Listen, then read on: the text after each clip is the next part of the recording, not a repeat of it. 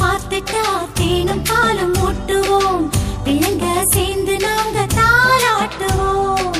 கற்பூரம் காட்டுவோம், பூவால போட்டுவோம், ரங்கத்துல செஞ்சு வச்சு தேரோட்டுவோம்.